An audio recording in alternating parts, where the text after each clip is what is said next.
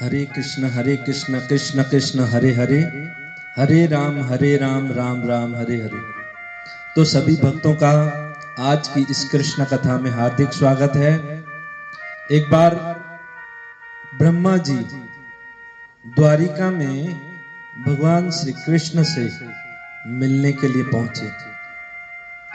जब वो द्वारका के द्वार पर पहुंचे, द्वारपालों ने उनसे जब पूछा तो उन्होंने कहा, मैं ब्रह्मा जी हूं और भगवान से कहना कि ब्रह्मा जी उनसे मिलने आए हैं। द्वारपालों ने कहा, हम अंदर पूछ करके आते हैं। अंदर से जब भगवान ने पूछवाया कि कौन से ब्रह्मा जी, तब तक तो ब्रह्मा जी का मन हलचल हो उठा। मैं इस सृष्टि को चलाने वाला ब्रह्मा, क्या मुझे भगवान नहीं जानते? मैं सृष्टि का सर्जन करने वाला। और फिर द्वारपालों को कहा कि कृष्ण से कहना कि चतुर्मुखी ब्रह्मा आए हैं। भक्तों, हमारे इस ब्रह्मांड में जो ब्रह्मा जी है ना, वो 4 मुख वाले ब्रह्मा जी हैं। तो उन्होंने अपना परिचय दिया और द्वारपालों ने जब अंदर जाकर कृष्ण से पूछा, कृष्ण ने कहा उन्हें आदर सहित अंदर ले आओ। तब तक तो ब्रह्मा के मन में हलचल पैदा हो गई और कहा, जाते ही मैं पूछूंगा कि प्रभु आप मुझे नहीं जानते, ब्रह्मा को नहीं जानते? और अनेक अनेक प्रश्न उनके मन में चल रहे थे। और जब अंदर पहुंचे तो उन्होंने क्या देखा कि कोई 10 मुखी ब्रह्मा, कोई 50 मुखी ब्रह्मा, कोई 100 मुखी ब्रह्मा, कोई 1000 मुखी ब्रह्मा, अनेक अनेक हजारों ब्रह्मा वहां पर खड़े थे और भगवान से प्रार्थना कर रहे थे, भगवान की स्तुति कर रहे थे। ये देख करके चतुर्मुखी ब्रह्मा को ऐसा लगा, मैं इन सब ब्रह्माओं के सामने तो छोटा सा बच्चा लग रहा हूं, क्योंकि अनेक अनेक हजारों ब्रह्मांडों में से, सारे ब्रह्मांडों में से सारे ब्रह्मा वहां पर भगवान से मिलने के लिए पहुंचे थे। ये देख करके ब्रह्मा के सारे प्रश्नों के उत्तर उन्हें अपने आप मिल गए और समझ गए कि अनंत अनंत ब्रह्मांड कृष्ण के अधीन है और ये सारे ब्रह्मा भी उनके अधीन हैं और उनके इशारे से ही सृष्टि चलती है। यानी कृष्ण जो हैं वो परम ईश्वर हैं। उसी समय उन्होंने ब्रह्म संहिता की रचना की और लिख दिया, ईश्वर परम कृष्ण सच्चिदानंद विग्रह अनारदियादि गोविंदम सर्व कारण कारण गोविंदमादि पुरुषम तमहम भजामि। ब्रह्म संहिता की रचना कर दी कि ईश्वर, परम ईश्वर ही कृष्ण ही है और कोई नहीं है। भक्तों, ब्रह्मा की बात से हमें यह समझ लेना चाहिए कि कृष्ण ही भगवान है। क्योंकि आज हम भारत में रहकर के भी देखते हैं कि लोग इतने कंफ्यूज हैं, भगवान कौन है? जिस देश में सारे तीर्थ स्थान हैं, गंगा यमुना आदि आदि, जिस देश में सारे शास्त्रों का निर्माण हुआ, जिस देश में सारे भगवान के अवतार प्रकट हुए, जिस देश में इतने बड़े बड़े साधु संत प्रकट हुए, वहीं उसी भारत में आज हम सबसे ज्यादा कंफ्यूज हैं कि भगवान कौन है। भक्तों, कृष्ण की अधीनता में सारे देवी देवता इस ब्रह्मांड को ऐसे चलाते हैं जैसे कोई प्रधानमंत्री की अध्यक्षता में मंत्रिमंडल चलता है। जैसे वायु मंत्री, जल मंत्री, अग्नि मंत्री, जैसे यहाँ पर वित्त मंत्री होता है, पुलिस मंत्री होता है, खजाना मंत्री होता है, ऐसे सारी देवी देवता भगवान की अध्यक्षता में ही कार्य करते हैं। अनेक अनेक बातों से हम ये समझ सकते हैं कि कृष्ण ही भगवान है, और इसके शास्त्र में कई प्रमाण हैं। और कृष्ण लीला से भी हम उनके अलौकिक कार्यों से ये समझ सकते हैं कि कृष्ण ही भगवान है। उन्होंने बिना किसी से सीखे भगवत गीता का ज्ञान दिया। हाँ, दिया। क्या जन्म के समय वे चतुर्भुज रूप में प्रकट हुए? हाँ, हुए।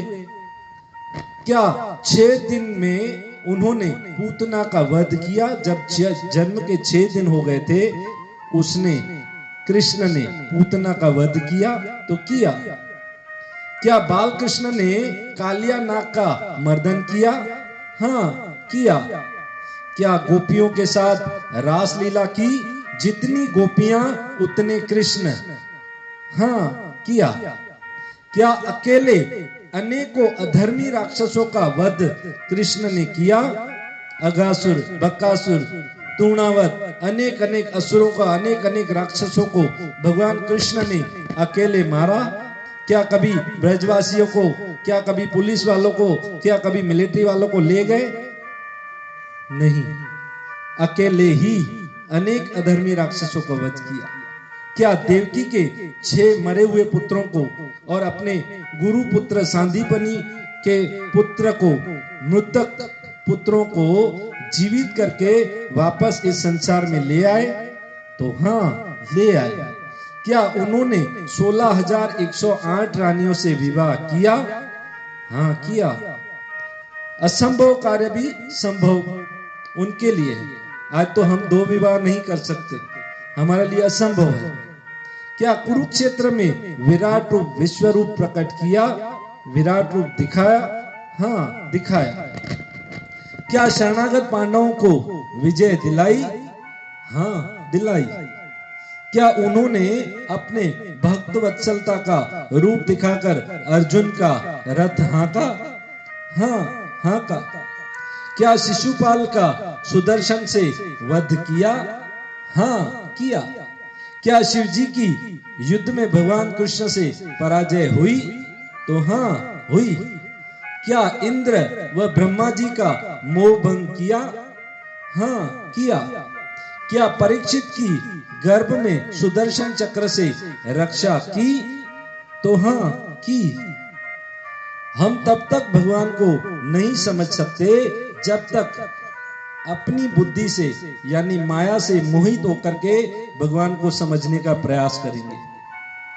गीता में ही भगवान ने कह दिया, कालो अस्मि, सबको निगलने वाला काल भी मैं हूं। विष्णु पुराण में ये पराशर मुनि ने बताया कि भगवान के अंदर पूर्ण मात्रा में 6 गुण होते हैं। सबसे ज्यादा बलवान, सबसे ज्यादा रूपवान, सबसे ज्यादा ज्ञानवान, सबसे ज्यादा वैराग्यवान, सबसे ज्यादा यशस्वी, सबसे ज्यादा धनी। ये भगवान के लक्षण होते हैं। 6 ऐश्वर्य पूर्ण मात्रा में। उन्होंने यशोदा को मुंह में, अपने मुख में ब्रह्मांड दिखाया। शिव जी को मोहित किया मोहिनी अवतार लेकर। ब्रह्मा जी को मोहित किया ब्रह्म वी मोहन लीला में। इंद्र को मोहित किया गोवर्धन लीला में। सारे देवी देवता जितने भी, जब भी संकट आता है तो दौड़कर भगवान से प्रार्थना करने के लिए क्षीर सागर के तट पर पहुंच जाते हैं।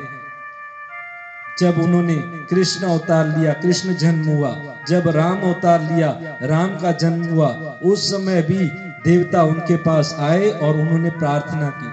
समुद्र मंथन के समय तो बार बार उनको, जब असुरों से कष्ट मिलता था तो बार बार दौड़ते हुए उनके पास आते थे। शिव जी राम जन्म के समय भी, कृष्ण जन्म के समय भी दर्शन करने के लिए अयोध्या में भी पहुंचे, व्रज में भी पहुंचे। हम जानते हैं कि कृष्ण ही भगवान है और जितने भी सारे देवी देवता हैं उनके अधीन हैं। पर हम हमारे मन से, हमारी मोहित बुद्धि से समझते हैं ये बाबा भगवान है, वो बाबा भगवान है, ये भगवान है, मैं जिसको बोलूं वो भगवान है। हमारे मानने से कुछ भी नहीं होता। जो शास्त्र कहते हैं उन्हें सत्य समझना है। भगवान को समझने का एक दूसरा तरीका यह है कि यदि आत्मा कृष्ण का अंश नहीं है तो किसका अंश है? यदि कृष्ण परम ईश्वर नहीं है तो परम ईश्वर कौन है? यदि गोलोक धाम सर्वोच्च नहीं है तो कौन सा धाम सर्वोच्च है? यदि आत्मा अविनाशी है तो इसका अंशी अविनाशी होगा या नाशवान? यदि वैदिक शास्त्र व गीता सत्य नहीं है तो क्या सत्य है? हम किसे आधार माने? या ऐसे ही हम भी पशुओं की तरह लक्ष्य विहीन जीवन जी के मर जाएं?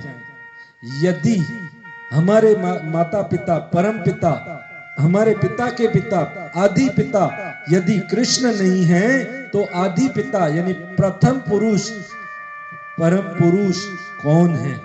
यदि सृष्टि के स्वामी सर्वोच्च देव कृष्ण नहीं है तो कौन है? तथा इस बात का क्या आधार व प्रमाण? जबकि कृष्ण परमेश्वर है, इस बात के आधार स्पष्ट हैं शास्त्रों में। इसलिए हमें समझना चाहिए कि कृष्ण ही भगवान है। देखिए, अब मुसलमानों को पूछेंगे ना कि आपका भगवान कौन है, तो कहेंगे हमारा एक ही भगवान है, वो है अल्लाह। ईसाइयों से पूछेंगे ना आप कि आपका भगवान कौन है, तो बोलेंगे हमारा एक ही भगवान है, जीसस क्राइस्ट। पर हमारे हिंदुओं में जाकर पूछेंगे ना तो शिव जी भगवान है, गणेश जी भगवान है, इंद्र भगवान है, ब्रह्मा जी भगवान है, दुर्गा भगवान है, ये बाबा भगवान है, ये गुरु भगवान है। इतना कंफ्यूज हैं आज लोग कि डिसीजन नहीं ले पा रहे हैं कि भगवान कौन है। पर हमारे प्रभुपाद जी ने शास्त्र के आधार पर हमें यह समझा दिया, Krishna is supreme personality of God है। कृष्ण ही भगवान है। और गीता में तो भगवान ने यह हमें स्पष्ट बता दिया कि उस ब्रह्म का आधार मैं हूं, जिसे ज्ञानी पकड़ने का प्रयास करते हैं।